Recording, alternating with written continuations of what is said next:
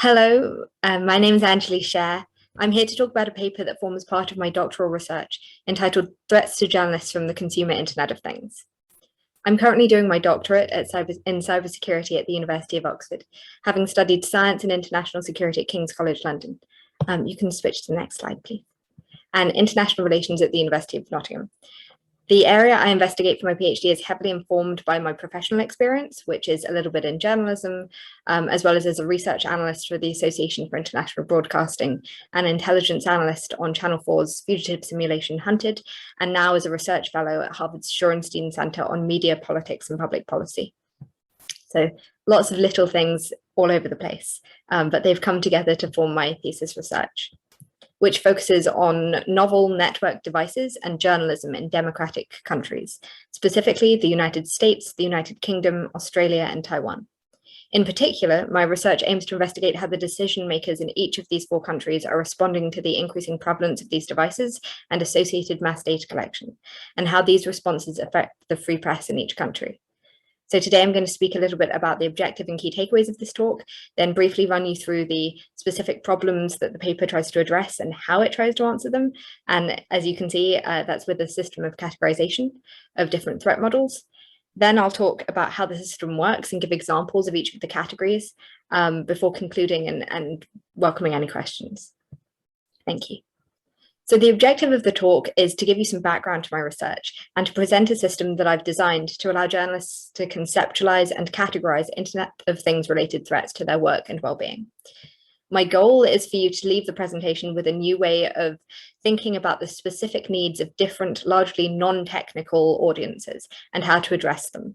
And my method of threat modeling should hopefully broaden your conception of the different ways in which Internet of Things devices and their capabilities might be used to threaten the work and well-being of journalists.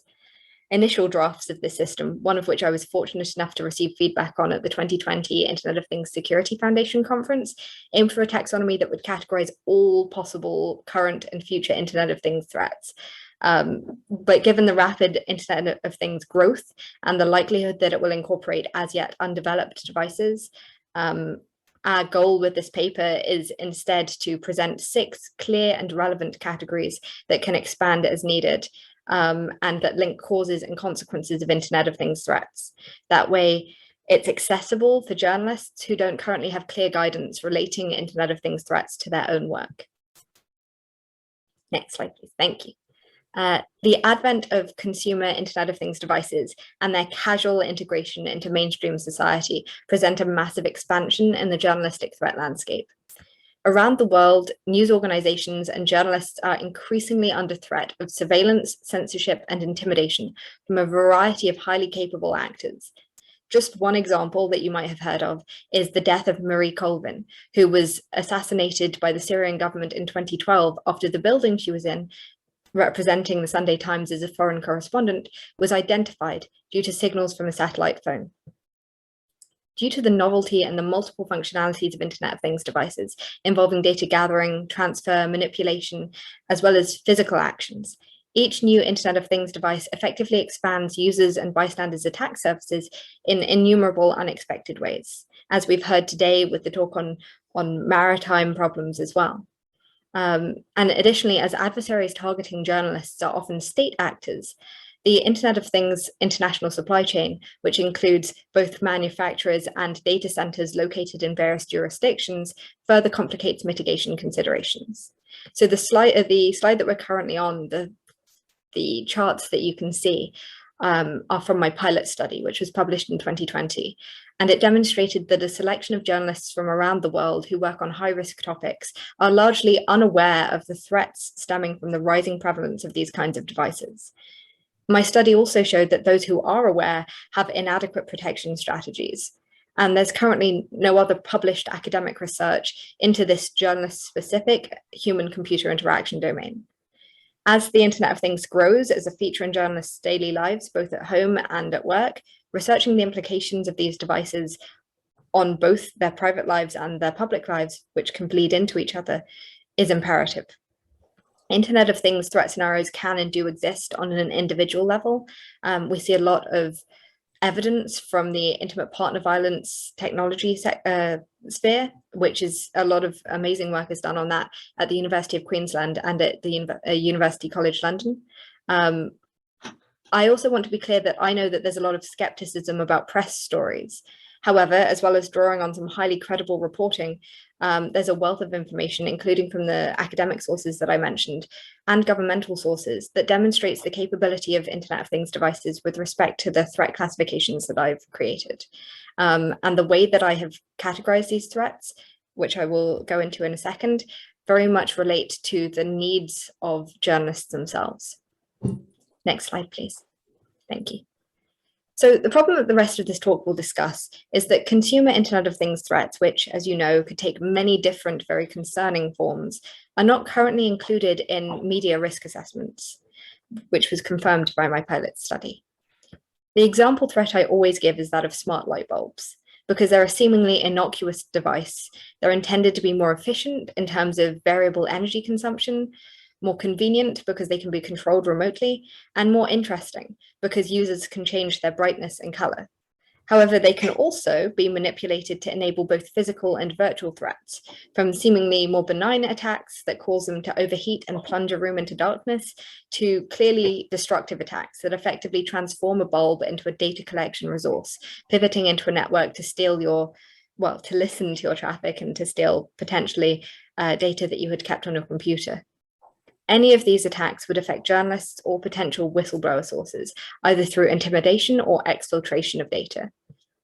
And the problem that I'm worried about is that no journalist-focused resources that I have seen take into account the expanded threat landscape as a result of the increasing prevalence of the Internet of Things. However, I do believe that journalists are a community that requires special attention and specificity in terms of the information given to them about their security, because otherwise there is the danger that they'll report on these issues, but they won't think about how they affect them and their role in society. And that's why my research is focused solely on the challenges of cybersecurity for journalists. I will caveat this by saying that I don't think that it's fair to put all the pressure on the groups and individuals who are under attack to protect themselves. A far greater emphasis should be placed on the role of technology companies who design, maintain, and manage these devices and their data to ensure that they build in safeguards that don't just protect users, but also bystanders, and that they don't just consider new devices, but also their networks, their supply chains, their maintenance chains, and their life cycles. And with these things in mind, our paper attempted to answer the two questions that you can see on the screen. What are the distinctive and novel threats to journalism from the Internet of Things? And how can we categorize these threats in a way that is easily comprehensible by journalists? Thank you. My analysis shows that journalists are vulnerable to 6 categories of threat: regulatory gaps, legal threats, tracking threats, and profiling threats, data and device modification threats, and network to devices threats.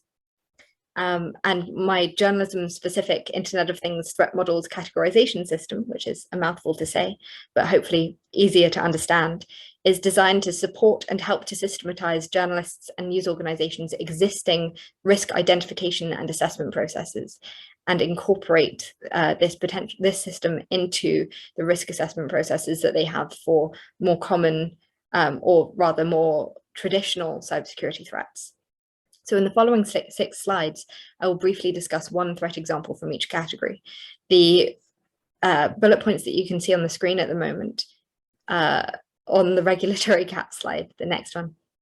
Thank you. Those bullet points are examples of the threat categories that I have come up with for this classification, this regulatory gap section of the the system of categorization. And regulatory gaps refers to the fact that poor inbuilt Internet of Things security results from lax restrictions regarding security and privacy by design. And data is left vulnerable because, for example, security settings are configured to an inadequately low default. And it's unclear how users can alter these settings. Apps and the Internet of Things devices on which they are hosted often have weak authorization protocols that allow overreach, including downloading malware, which could facilitate data theft, or even data manipulation. And the resultant ambiguity as to whether a journalist is responsible for specific information, either through sharing or creation, could have ramifications for their credibility and their public trust. So as I said, there's a list of threat examples I've included in this category so far, and I'll briefly outline one of them and its hypothetical consequences, and then that will be the structure of the next 5 slides also. So here I've chosen botnet creation. Thank you. There's currently no legal or financial incentive for manufacturers to encrypt data or otherwise increase the security of purchased devices. And this leaves endpoint management unsupported, as devices have out-of-date firmware or software that can be exploited through well-known channels. As a result, Internet of Things devices, while potentially low-powered on their own, generally have such lax security that they can easily be co-opted into botnets. And in terms of hypothetical consequences of this for journalists, botnets, as we know, can execute data breaches, DDoS attacks on well-secured networks or internet infrastructure, and further malware delivery that can drastically affect services on which society relies, including news provision. Any of these activities might be devastating for individual journalists and for news organizations, both of which might be at risk of losing access to vital devices or systems for indeterminate periods of time, as well as the potential that data held on those systems has been compromised, which is particularly concerning in an industry that relies on trust of the information that it disseminates. Legal threats. These refer to ways in which the Internet of Things data or actions might be used either in law enforcement investigations or to embroil journalists in lawsuits. Even in democratic countries, there have recently been several high-profile legal disputes regarding the protections afforded to the free press. That's true in the UK and in the other 3 countries that I mentioned I'm researching. Legal threats through the courts, or even circumventing them completely, have the dual effects of preventing individual journalists from publicizing specific materials that states would prefer remain secret, and chilling the free press as a whole by making journalists afraid to report on specific issues because they might be punished. So the example I've picked from this slide is warrantless bulk data purchase.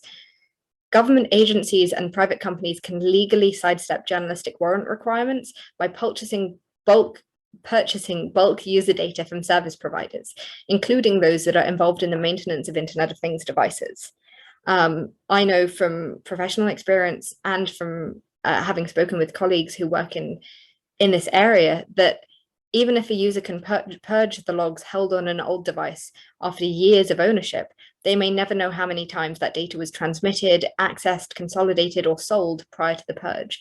And this creates a rich data set for individuals that can be isolated, and from which adversaries may isolate key dates and events in order to cross-reference these with information gained on suspected journalistic sources, thereby definitively identifying a confidential source, which is of course very dangerous for whistleblowers and can be devastating for a news organization. Profiling threats. Thank you. The timing of interaction with automated household and utility devices. So when you open your smart fridge, when you turn on your smart television, these things could allow pattern of life analysis to be surmised and, pattern of life information, so detailed daily routines to be surmised and exploited. In addition to the potential for behavioral information via Internet of Things nudging, predictive analysis can also be used to infer more sensitive data by devices or attackers who have analytical capabilities, such as one's health status being recognized based on requests made to voice assistants. We heard in today's opening keynote that health information is incredibly valuable. And I just want to make the point that it's not just valuable as a thing in and of itself, but it's also something that can be used to put pressure on individuals.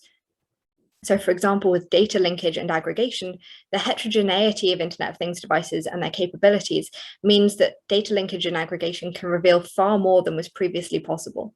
And insufficient network segregation in smart home systems can enable profiling of both users and those with whom they interact, which again can be problematic for sources.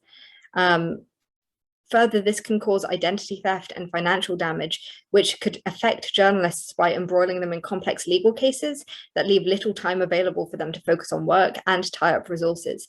And journalists I've spoken to have said that these things are concerns that they have because other journalists that they know or they themselves have been affected by this kind of legal case. And in some situations, anecdotally, these cases have coincided with big stories that they have been trying to work on that have just been released or that they're trying to break. Tracking threats.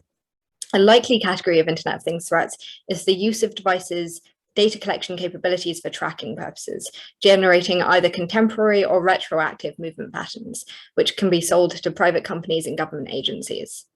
Thank you. Tracking journalists and sources poses a threat to confidentiality that could ultimately chill the press, and knowledge of their movement patterns may also facilitate physical attacks. So there's a list of threat examples here. I'm going to talk about informal additions to state surveillance networks. Consumer Internet of Things devices can become informal features of smart cities. So for example, many camera-equipped doorbells have built-in police access, effectively making them an extension of state CCTV networks. And this centralization of data could easily facilitate the tracking of journalists by governments without transparent oversight. Next slide, please. Thank you. Data and device modification threats. So this is the longest named category. And I think the first that is very much specific to Internet of Things devices, because the continued existence of a free press depends on journalists' dissemination of accurate information. And if this is threatened, such as through alteration of data held on or proliferated by journalists' devices or accounts, it could discredit the work of entire news organizations and lower public trust in the news media. And this has happened not yet with Internet of Things devices that people have reported on, but it is true that news organizations' websites, for example, have had fake news stories uploaded to them by adversaries, which then call into question the credibility of those organizations and of their journalists. So altering user-facing device and data attributes. Attacks used to alter information displayed on Internet of Things devices could create psychological pressures that derail and undermine journalistic work, compromising journalists' reputations. Spoofing data packets could cause devices to stop, start, or modify actions. And as a result, an example is that a journalist using a smartwatch could be left unaware of messages that have urgently been sent to their phone by a source. And journalists also often receive threatening messages, which could be delivered through their devices, such as a voice assistant or a smart television. And if these two events coincide, there's likely to be a chilling effect as they question the security of their professional systems and they question their own perceptions due to gaslighting. Networked devices threats. Thank you. Due to poor encryption and the networked nature of Internet of Things devices, an entire network of journalists' devices could be compromised if an adversary has access to just one device. Representatives of intelligence agencies of even democratic states have openly stated their intention to use Internet of Things devices to pivot into a network and gather data on users, including credentials that would give them access to more secure systems. Those systems could include those belonging to news organizations. So I'm going to briefly run through voice stealing, which is the ability to identify Internet of Things devices present. Well, sorry, this isn't voice stealing. I'm going to go into voice stealing. The ability to identify Internet of Things devices present in an individual's home through open source investigations is the first step to many different accounts, including active access level attacks that are specific to voice assistants. And these include voice squatting, in which an attack skill carries a phonetically similar invocation name to the target skill, and word squatting, where the attack invocation name includes the target's name and some other strategically selected additional words. Due to the poor inbuilt security of Internet of Things devices, there have already been recorded instances of accidental malfunction, such as when voice assistants have recorded more audio than intended and have sent this to members of the user's contacts list. There have also been examples given by the NCSC in which these vulnerabilities have been used in intentional attacks. So I hope that this talk has highlighted the challenges that are faced by the fourth estate and that you understand the background of this categorization and its utility for a highly targeted user group, as well as the benefit of a new and hopefully holistic and accessible perspective on threat modeling and the threat categories that the Internet of Things facilitates. As I have hopefully demonstrated, consumer Internet of Things devices can pose threats that fit the profile of each of the categories I created, and all of my categories of threat overlap and are fluid, each potentially instigating another. The examples I've given you demonstrate the importance of categorization of the threat models that are journalism specific to ensure that threats that are unlikely to affect other communities either at all or in the same ways are not neglected, and that journalists are aware of the possible risks of interaction, whether intentional or inadvertent, with the Internet of Things. As I have less than a year left to finish my doctorate, my focus is building on this threats categorization work to create a framework of protection and mitigation mechanisms for Internet of Things threats. I'm working with journalists, media organizations, and cybersecurity experts to create the framework and utilize the information to educate and protect. And so to achieve this, I have 2 surveys that would really benefit from feedback from experts like you. And I've included those links in the PowerPoint and would really appreciate it if anyone here has the chance to fill even one of them out. The deadline is Thursday, and I'm thanking you in advance. So I have about a minute left and I won't take all of that up, but I just wanted to thank you and also some other people. Of course, none of this research would have been possible without my supervisors, Jason Nurse and Andrew Martin, as well as everyone who has participated in the research and continues to contribute, and the EPSRC for my PhD funding. I'd also like to say thank you for the support, encouragement, and advice, especially when I was struggling to work out the boundaries between the different categories of Dr. DeBarros, Dr. Melcher, and Jonathan Foldy. And finally, I'd like to thank you for listening, and I look forward to answering any questions that you might have.